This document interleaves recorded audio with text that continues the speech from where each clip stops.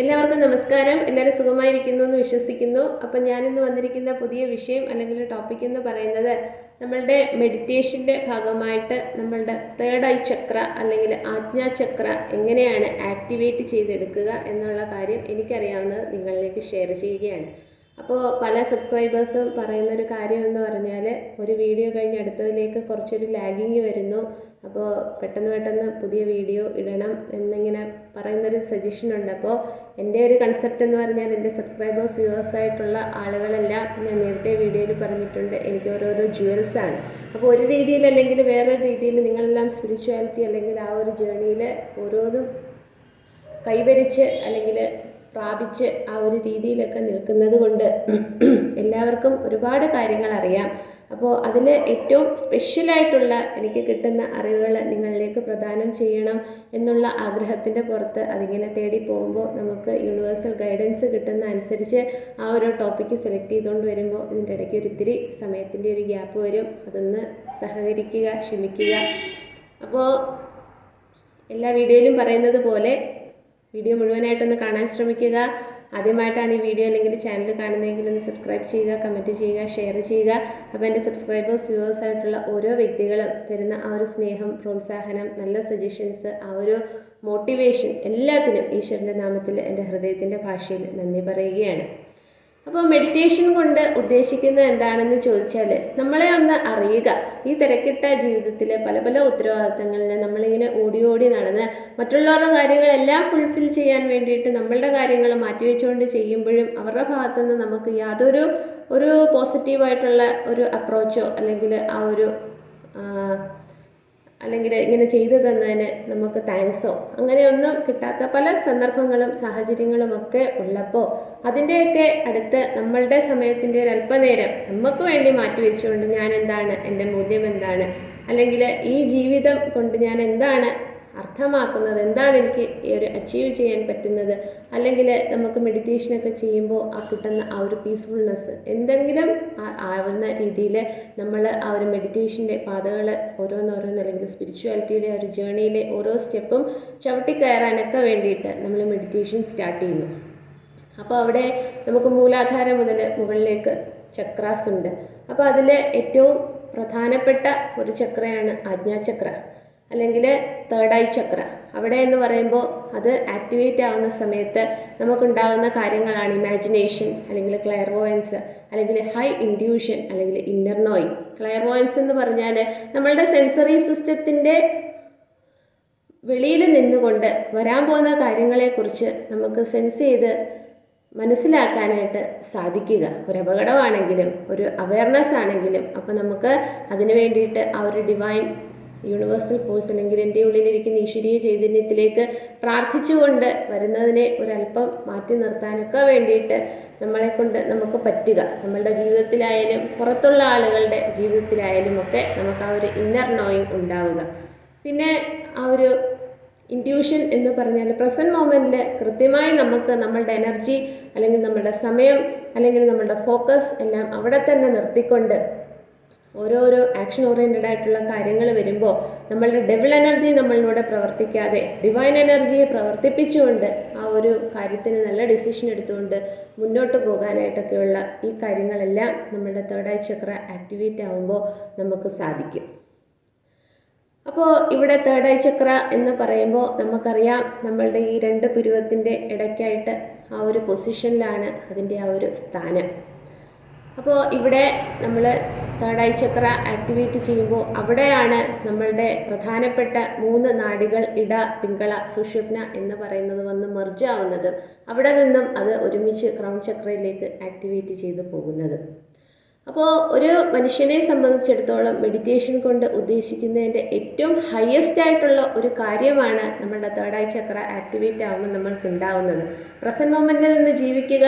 ചുറ്റിനുള്ള ആളുകൾ നമ്മളുടെ മുന്നിലേക്ക് വരുമ്പോൾ എന്തിനാണ് അവർ വന്നത് അല്ലെങ്കിൽ എന്താണ് അവരുടെ മോട്ടീവ് ഐഡിയ, നമ്മളുടെ മുകളിൽ എന്തെങ്കിലും തരത്തിലുള്ള കാർമിക് സിറ്റുവേഷനിൽ കയോട്ടിക് ആയിട്ടുള്ള സിറ്റുവേഷൻ അല്ലെങ്കിൽ സ്ട്രെസ്ഫുൾ ആയിട്ടുള്ള സിറ്റുവേഷൻ നമ്മളുടെ മുകളിലേക്ക് അടിച്ചേൽപ്പിക്കാനാണോ, നമ്മളെ തോൽവിയിലേക്ക് നയിക്കാനാണോ എന്നൊക്കെ നമ്മൾക്ക് ഒരു ഉൾവിളി പോലെ, ഇൻഡ്യൂഷൻ പോലെ നമുക്ക് മനസ്സിലാക്കിക്കൊണ്ട് നല്ല ഡിസിഷൻ എടുത്തുകൊണ്ട്, അല്ലെങ്കിൽ ആ ഒരു ഡിവൈൻ പവർ, ഒരു മാജിക് പോലെ നമ്മളിൽ വർക്ക് ചെയ്തുകൊണ്ട് ആ ഒരു ശക്തമായ വിജയകരമായിട്ടുള്ള രീതിയിൽ നമ്മളുടെ എനർജിയെ, അല്ലെങ്കിൽ നമ്മളുടെ ഇമോഷണലി, സ്പിരിച്വലി, മെൻ്റലി, ഫിസിക്കലി ഒക്കെ വളരെ ബാലൻസ് ചെയ്ത് നിർത്താനൊക്കെ ഈ ഒരു ചക്രയുടെ ആക്ടിവേഷൻ കൊണ്ട് നമ്മളെ സഹായിക്കുന്നു. അപ്പോൾ അതിന് നമ്മളുടെ ചക്രാസ് താഴെ മുതൽ മുകളിലേക്ക് പല പല നോട്ട്സ് ഉണ്ട്.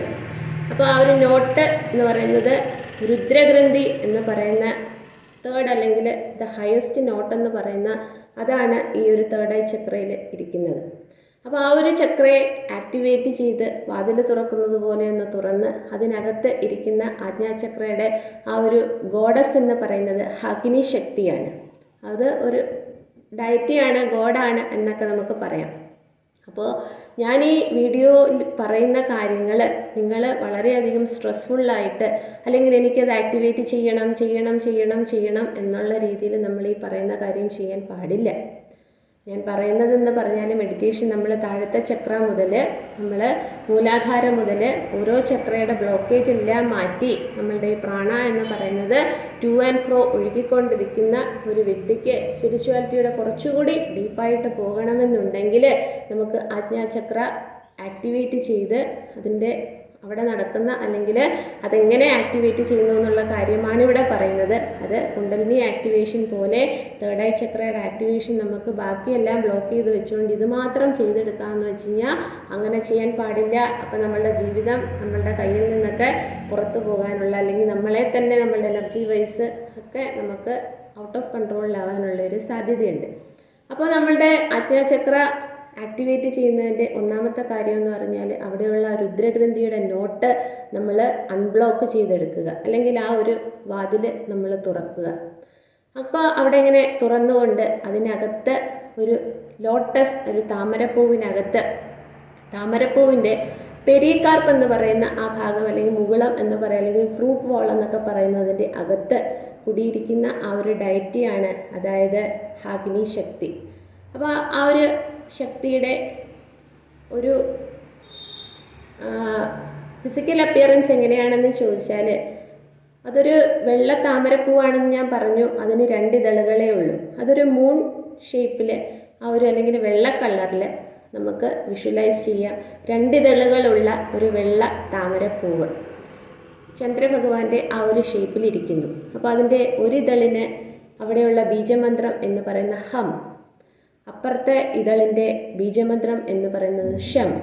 അപ്പോൾ ഇത് പറയാൻ ബുദ്ധിമുട്ടാണെങ്കിൽ ഞാനിതിൽ ടൈപ്പ് ചെയ്തിടാം. ഹം, ഷം എന്ന് പറയുന്ന ഈ 2 ബീജമന്ത്രങ്ങളെ നമ്മൾ ആ ഒരു മെഡിറ്റേഷൻ്റെ സമയത്ത് നമ്മൾ ആ ഒരു രീതിയിൽ നമ്മൾ ആ ഒരു ശക്തിയുടെ 2 ഇതളുകളായിട്ട്, അതൊരു സിൽവറി കളറാവാം, വൈറ്റ് കളറാവാം, ആ ഒരു രീതിയിൽ പ്രസൻസിൽ. ഇപ്പോൾ അഗ്നി ശക്തി എന്ന് പറയുന്ന ആ ഒരു അമ്മ 6 മുഖങ്ങളും 6 കരങ്ങളും ഒക്കെയുള്ള ഒരു മൂൺ ഷേപ്പിൽ താമരപ്പൂവിൽ 2 ഇതളിലായിട്ട് ഇരിക്കുന്നതായിട്ട് നമ്മളൊന്ന് വിഷ്വലൈസ് ചെയ്തുകൊണ്ട് ഈ ബീജമന്ത്രത്തിനെ ഹം ഷം എന്നുള്ള രീതിയിൽ നിങ്ങൾ മെഡിറ്റേഷൻ ചെയ്താൽ നിങ്ങൾ സ്പിരിച്വൽ ജേർണിയുടെ ഉള്ളിലേക്ക് കയറിപ്പോയിക്കൊണ്ട് നിങ്ങളുടെ ആ ഒരു clairvoyance, imagination, inner knowing, intuition ഒക്കെ വളരെ ഹൈ ആക്കാൻ വേണ്ടിയിട്ട് നമ്മളെ ആ ഒരു രീതിയിൽ നിങ്ങൾക്ക് മെഡിറ്റേഷൻ ചെയ്യാം. അതിനുശേഷം ഈ ഒരു അഗ്നി ശക്തി എന്ന് പറയുന്ന ആ ഒരു ഡയറ്റിയുടെ തൊട്ട് മുകളിലായിട്ട് ഒരു ട്രയാങ്കിൾ ഷേപ്പ് താഴേക്ക് പോയിന്റ് ചെയ്യുന്നു. അതായത് നമ്മളുടെ ഈ ഒരു ആജ്ഞാചക്ര അവിടെ ആ ഒരു അഗ്നി ശക്തി ഇരിക്കുന്നതിൻ്റെ തൊട്ട് മുകളിലായിട്ട് ഒരു ട്രയാങ്കിൾ ഷേപ്പ് നമ്മളെ താഴേക്ക് പോയിന്റ് ചെയ്യുന്നു. ആ ഒരു പോയിന്റിങ് എന്ന് പറയുന്നത് നമ്മളുടെ divine feminine, divine masculine energy, അല്ലെങ്കിൽ ആ ഒരു കൺസെപ്റ്റ് എന്ന് പറയുന്ന അർദ്ധനാരീശ്വര, അല്ലെങ്കിൽ ഓംകാര എന്നൊക്കെ പറയുന്ന ആ ഒരു കൺസെപ്റ്റാണ്. അപ്പോൾ നമ്മൾ ഈ ഒരു വിഷ്വലൈസേഷൻ കൊണ്ട് മെഡിറ്റേഷൻ ചെയ്യുമ്പോൾ അതാണ് ആക്ടിവേറ്റ് ആവുന്നത്. നമ്മളിൽ തന്നെയുള്ള divine feminine, divine masculine energy വളരെയധികം ബാലൻസ്ഡായി വളരെ ആക്ടിവേറ്റ് ആയിക്കഴിഞ്ഞാൽ നമ്മൾക്ക് ഈ ചാബല്യങ്ങൾ അല്ലെങ്കിൽ ചഞ്ചലത അങ്ങനത്തെ കാര്യങ്ങളൊന്നും വരത്തില്ല. We are very fixed. നമ്മളെ മാനിപ്പുലേറ്റ് ചെയ്യാനോ കൺട്രോൾ ചെയ്യാനോ ഒക്കെ എന്ത് രീതിയിലൊരു സ്ട്രെസ്ഫുൾ സിറ്റുവേഷൻ ആണെങ്കിലും we are very balanced and very peaceful. അപ്പോൾ ആ ഒരു രീതിയിൽ നമ്മൾ ആ ഒരു ശക്തിയെ ബീജമന്ത്രം വെച്ച് ഉരുവിടുമ്പോൾ ആ ഒരു ഡയറ്റിയുടെ തൊട്ട് മുകളിലായിട്ടൊരു ട്രയാങ്കിൾ ഷേപ്പിൽ ആ ഒരു അർദ്ധനാരീശ്വര സങ്കല്പം പോലെ ഡിവൈൻ മെയിൽ പാർട്ട് എന്ന് പറയുന്നത് ഒരു ബ്ലൂ കളറാണ്. അതായത് നമ്മളുടെ വിളക്ക് കത്തിച്ച് വയ്ക്കുമ്പോൾ ആ തീനാളത്തിൻ്റെ ഏറ്റവും താഴെയുള്ള ആ ഒരു ബ്ലൂ കളർ, അല്ലെങ്കിൽ ശ്രീകൃഷ്ണ ഭഗവാന്റെ ആ ഒരു നിറം. തിരിച്ച് ഫെമിനിൻ എനർജിയിൽ അല്ലെങ്കിൽ ഫീമെയിൽ പാർട്ടിൽ നമുക്കുള്ള ആ ഒരു നിറം എന്ന് പറയുന്നത് ഒരു പിങ്ക് കളറാണ്. അപ്പോൾ ഇവിടെ മെയിൽ പാർട്ട് എന്ന് പറയുന്നത് എന്തിനെയാണ് ഇഗ്നൈറ്റ് ചെയ്യുന്നതെന്ന് ചോദിച്ചാൽ, നമ്മളുടെ അറിവുകൾ നമ്മൾക്ക് കിട്ടുന്നതും നമ്മളുടെ ഉള്ളിലുള്ളതും ആ അറിവുകൾ വെച്ചിട്ട് നമ്മൾ ആപ്ലിക്കേഷൻ ലെവലിൽ നമ്മൾ ജീവിക്കുമ്പോൾ ഉള്ള ആ ഒരു കാര്യം. പിന്നെ നിങ്ങളിലുള്ള അടങ്ങാത്ത ആഗ്രഹം, പാഷൻ എന്നൊക്കെ നമ്മൾ പറയും. നമ്മളുടെ ക്രിയേറ്റീവ് ഐഡിയാസ് അത് ഗോളിലേക്ക് കണക്ട് ചെയ്തുകൊണ്ട് നമ്മളുടെ ആ ഒരു ആഗ്രഹം, അതിനെ കൊഹിനിഷൻ, കൊണേഷൻ അല്ലെങ്കിൽ അഫെക്ഷൻ എന്നൊക്കെ പറയും. അഫെക്ഷൻ എന്ന് പറയുമ്പോൾ നമുക്ക് അൺകണ്ടീഷണൽ ലവ്, ആദ്യം എന്നോട് എനിക്ക് തീരാത്ത സ്നേഹം.